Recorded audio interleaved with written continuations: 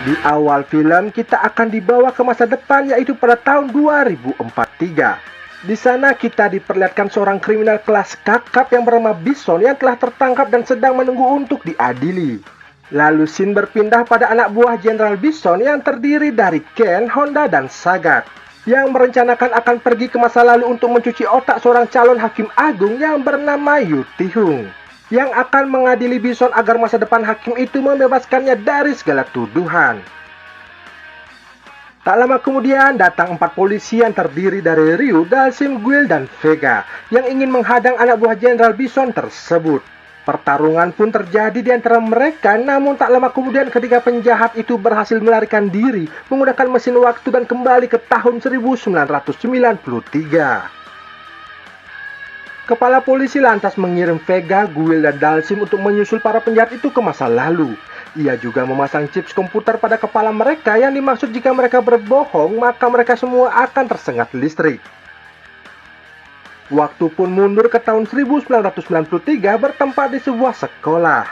Di sana kita akan diperlihatkan seorang siswa yang bernama Tai-hung yang berumur 28 tahun, namun belum juga lulus dari sekolah tersebut. Tai-hung yang hidupnya selalu sial menjadi samsak hidup dari teman-temannya, hingga di suatu siang seorang siswi bernama Shuai mengajaknya bertemu di ruang biologi. Shuai berkata ia ingin Tai-hung mengajarinya tentang anatomi tubuh, namun ternyata Shuai mengerjainya dan di sana banyak teman-teman Tai-hung yang kemudian merekamnya. Ternyata Shuai adalah kekasih dari Kei-on, si berandal sekolah yang adalah musuh berat dari Tai-hung. Sampainya di rumah, Tai-hung tambah dibully adiknya sendiri yang memang tidak akur dari dahulu. Berbeda dengan ibunya yang sangat menyayangi Tai-hung. Adiknya tak menghargai Tai-hung karena ia sudah berusia 28 tahun tapi masih duduk di sekolah menengah. Sedangkan adiknya itu sebentar lagi akan lulus kuliah. Siang itu juga datang teman perempuan Tai-hung yang bernama Choi Nei yang sangat peduli dengan dirinya. Bahkan, ia sampai mengatakan mau mengajari Tai-hung pelajaran yang tak ia kuasai. Lalu pada malamnya itu juga, Tai-hung yang lagi sedang di rumah dikejutkan kedatangan 3 pria asing secara tiba-tiba di hadapannya. Mereka memperkenalkan diri sebagai polisi masa depan. Tapi Tai-hung tak mempercayainya dan malah mengira mereka bertiga adalah pencuri. Setelah melihat kekuatan mereka, akhirnya Tai-hung percaya dengan kata-kata ketiga polisi tersebut. Para polisi masa depan itu meminta bantuan pada Tai-hung untuk mencari sang hakim yang kabarnya satu sekolah dengannya. Dan sebagai imbalannya, mereka akan menjadi bodyguard Tai-hung di sekolah dan membuat nilai pelajarannya menjadi bagus.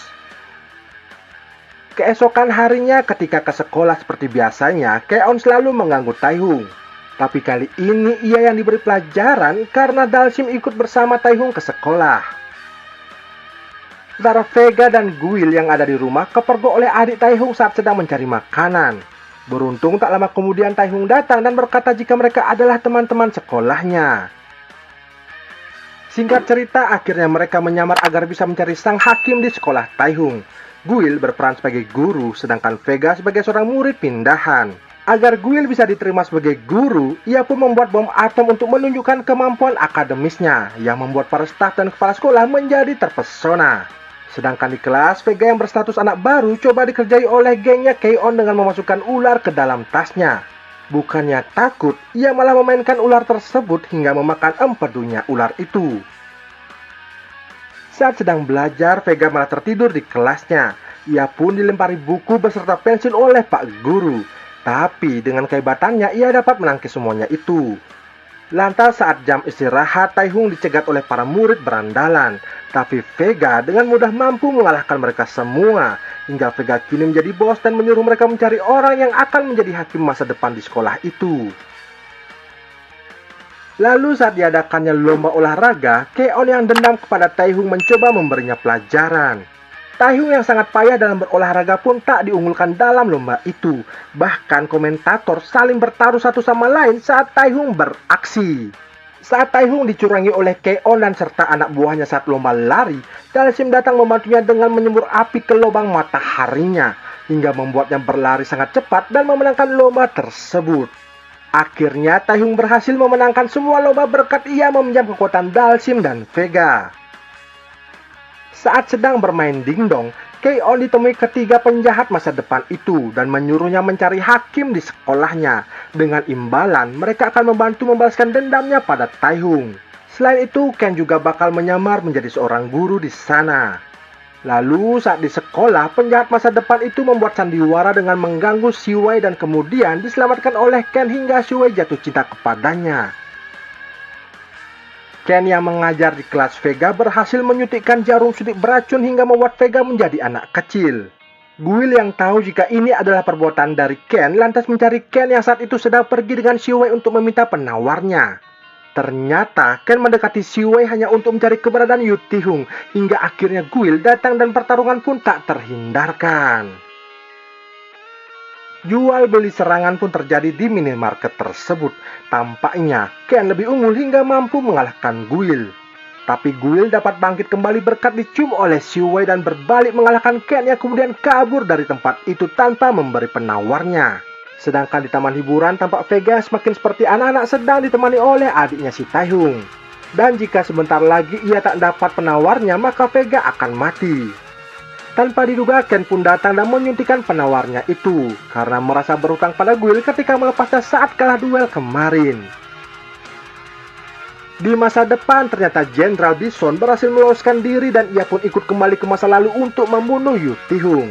Di tempat yang berbeda, pada perayaan ulang tahun Taihung, tiba-tiba ibunya mengumumkan jika ia akan menikah dengan kekasihnya yang bernama Richard. Oleh karena itu, Taihung harus mengikuti marga dari ayahnya dan berganti nama menjadi Yu Ti-hung.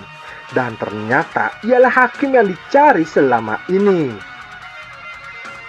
Kei-on pun yang datang ke pesta itu lalu melaporkan pada Bison jika ia telah menemukan Yu Ti-hung. Bison lantas berencana menculik orang yang paling dicintai Taihung, yaitu si Chonai. Polisi masa depan lantas menanamkan chip pada keluarga Taihung agar mereka mendapatkan kekuatan super agar bisa membantu melawan Bison beserta anak buahnya. Di sekolah, Ken dihukum oleh Bison karena ia tak setuju dengan cara Bison yang menculik dan ingin membunuh para murid di sana. Akhirnya, Taihung dan yang lainnya datang ke sekolah. Adik dan ibu Taihung berubah menjadi Chungli. Mereka melawan Sagat dan berhasil mengalahkannya. Sementara para polisi masa depan itu melawan Jenderal Bison, Bison yang kuat mampu dengan mudah mengalahkan mereka bertiga. Lalu datang Richard yang sudah berubah menjadi Blanka dan dapat menyulitkan Bison yang lemah akan jurus listriknya itu. Ia pun menjadi bola bekel listrik dan ditendang-tendang oleh polisi masa depan guna mengalahkan Bison. Tapi ketika giliran Vega menendang, ia malah menendang Blanka jauh tak terarah yang membuat Blanka nyasar entah kemana. Di dalam kelas, Taihung yang berbeda sendiri berubah menjadi Son Goku dengan mudah mengalahkan Honda dengan menggunakan Kamehameha-nya. Sesudah itu, ia bergabung dengan polisi masa depan dan ikut mengalahkan Bison. Tanpa diduga, Ken berkhianat pada Bison dan berbalik melawan bosnya itu. Hingga akhirnya mereka menggabungkan kekuatan dan bisa menghancurkan Jenderal Bison.